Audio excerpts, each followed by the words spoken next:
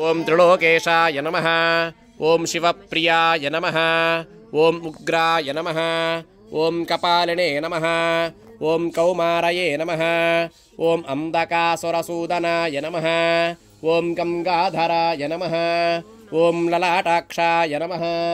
ओम कालकालाय नमः। ओम कृपानदये नमः।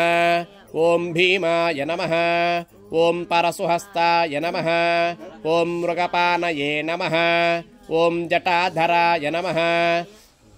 ओम कैलासवासिने नमः। ओम कवचिने नमः। ओम कठोराय नमः। ओम त्रिपुरान्तकाय नमः। ओम वृषांकाय नमः। ओम वृषभारूढाय नमः। ओम भस्मोदूलितविग्रहाय नमः। ओम शाश्वताय नमः।